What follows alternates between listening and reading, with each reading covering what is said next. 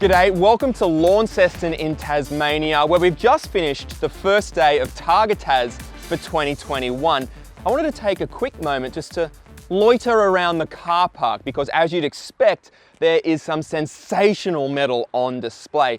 It's a GT2 RS, GT3 RS, GT3 RS. There's also a wonderful black 993 over that way that I've got my eye on, but this is the car that we're here to drive. Porsche Cayman GT4. Now, it might look like every other GT4 that's been on sale in Australia to this point, but this car actually has one crucial difference. It's only got two pedals. That's right, the PDK version of Porsche's junior GT car has finally arrived in Australia.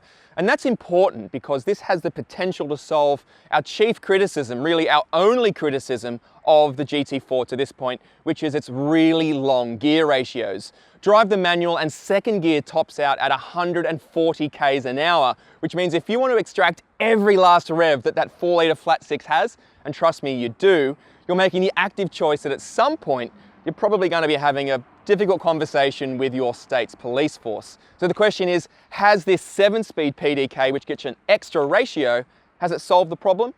Well, yes and no.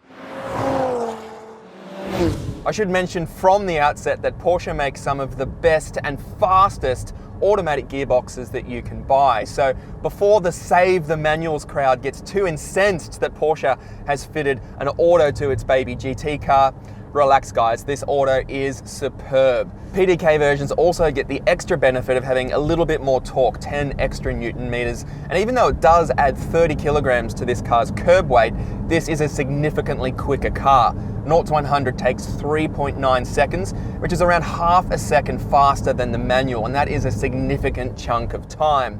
And also, having driven this car on some of the Targa stages today, I can say that it's shifted the car's character a little bit, fitting the PDK.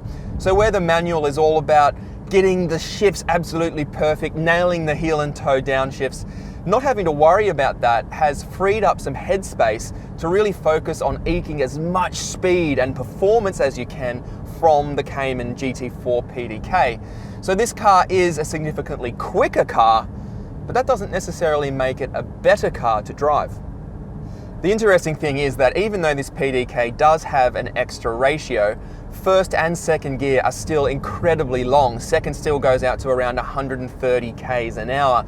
So while it is an improvement, it's not a night and day difference when compared with the manual.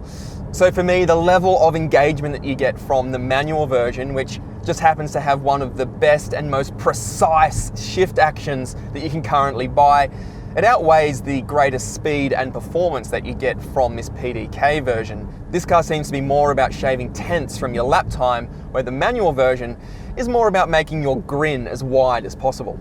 Not that any of this is likely to slow sales of the PDK version of the GT4 if you look at the sales split of manual versus automatic globally for performance cars.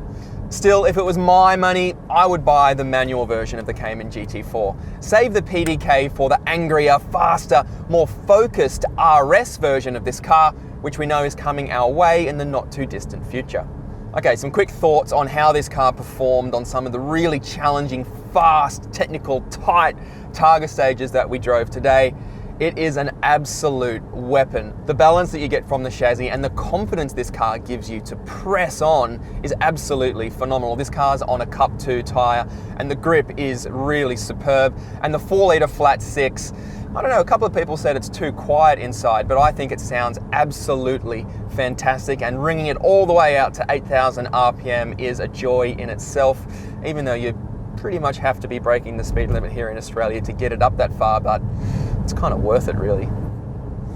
Any fears that the GT4 is too focused to drive every day? No, it's just not. This car has a good amount of compliance, and some of the roads we were driving on during the competitive stages today were really bumpy, and the body control of this car is superb. It'll take a big hit, even jump a little bit, skip a little bit, but the dampers recover really, really quickly, which gives you the confidence to push on, knowing that you're not going to be thrown off the road.